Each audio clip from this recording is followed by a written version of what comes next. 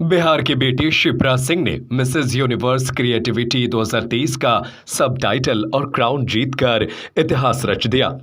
बिहार की बेटी, life coach और कल्चरल एम्बेसडर शिप्रा सिंह ने फिलीपींस की राजधानी मनीला में आयोजित 46वें मिसेज यूनिवर्स 2023 प्रतियोगिता में अपनी कामयाबी का परचम लहराया और मिसेज यूनिवर्स क्रिएटिविटी 2023 का खिताब जीतकर भारत देश का नाम ऊंचा किया।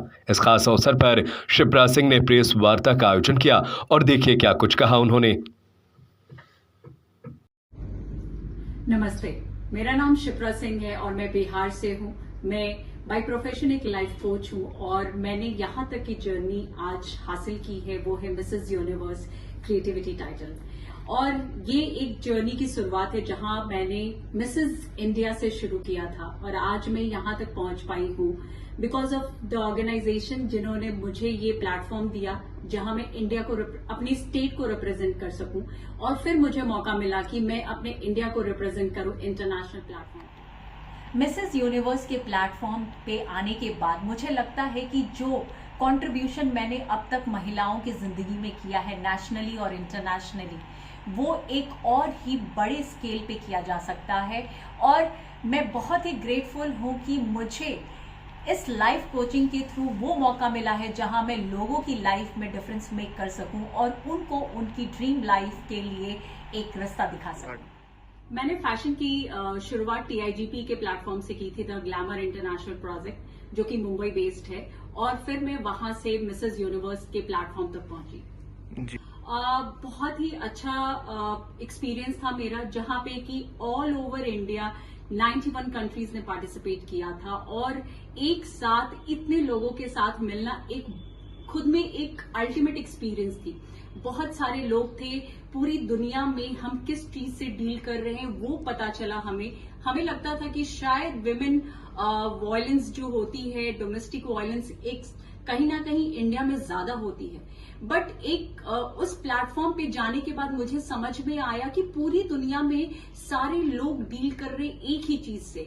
तो ये एक बहुत ही अच्छा एक्सपोजर था जहां पे कि हमें पता चला कि ये एक्सपीरियंस किस तरीके से हमें लोगों को हेल्प करने में मदद कर सकता है। और बीइंग अ लाइफ कोच, मुझे लगा कि शायद this is the platform where I can make a maximum difference in people's life. So it was a very wonderful experience और वहां पे जाकर मैंने जो टाइटल जीता है वो है मिसेस यूनिवर्स क्रिएटिविटी का। So that's what I have achieved at international platform.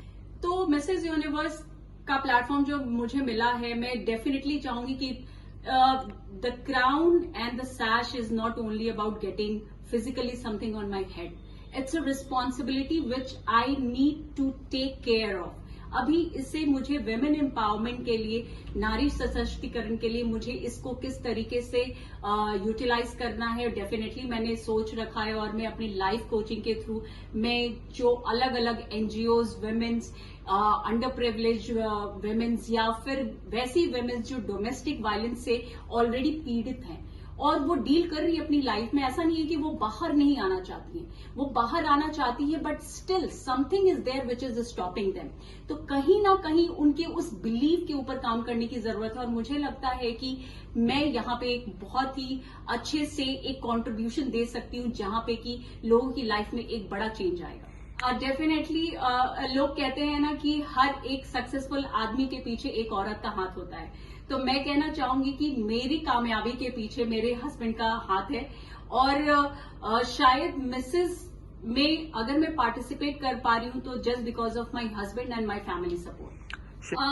आपने बिल्कुल सही बोला कि फैशन इंडस्ट्री के बारे में, क्योंकि हम जब कुछ चीजें पूरी कंप्लीटली नहीं जानते हैं, हम सिर्फ बाहर के एक्सपोजर और लुक को देखकर हम डिसाइड करते हैं कि ये इंडस्ट्री क्या है, बट कहीं ना कहीं ये फैशन इंडस्ट्री अगर हम चीजों को समझे तो women are so strong that they are making difference in this. तो ये करियर सिर्फ ऐसा नहीं है कि सिर्फ आपको एक मॉडलिंग या किसी फिल्म इंडस्ट्री में ही लेकर जाता है। तो इसको देखने का तरीका है कि आप कहां पहुंचना चाहते हो। If you want to get into glamour, there is a वे।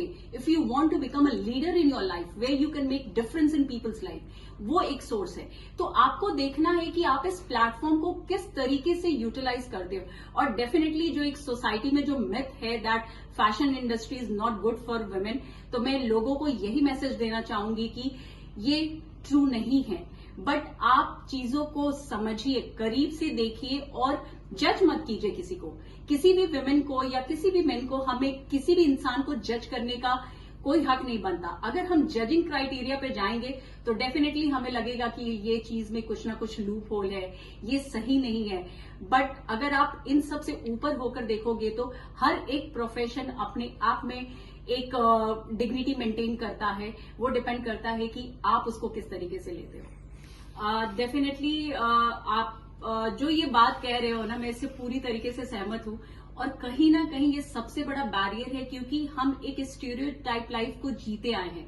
हम एक ऐसी सोसाइटी और समाज में रहते हैं जहां हमने कुछ चीजों का बेड़ा उठा लिया है कि ये चीजें ऐसी ही होती है और ये दुनिया में चलने का बस यही एक तरीका है। तो मेरी निवेदन है हर उन लोगों से जिनकी वाइफ, जिनकी बहन, जिनकी माँ, जिनकी फैमिली में कोई भी बेटी है, अगर वो कुछ करना चाहती है तो प्लीज समझिए कि उनकी जरूरत क्या है और वो ये क्यों करना चाहती है। क्योंकि हर किसी के अंदर एक ना जील होती है कुछ करने की, कुछ डिफरेंस मेक करने की। अगर आपको आपके पर्पस ऑफ लाइफ के बारे में पूरी क्लैरिटी है या आपको ये क्लैरिटी है कि आपके करियर में आप चाहते क्या हो, तो डेफिनेटली आप उस चीज को छू पाओगे, उस कामयाबी तक पहुंच पाओगे। तो मैं यही चाहती हूँ उन सारी फैमिली से यही कहना चाहती हूँ कि प्लीज सपोर्ट करें और समझने की कोशिश करें कि हम किस चीज से डील कर रहे हैं और हमें क्या करने से हमें एक कामयाबी हासिल हो सकती है।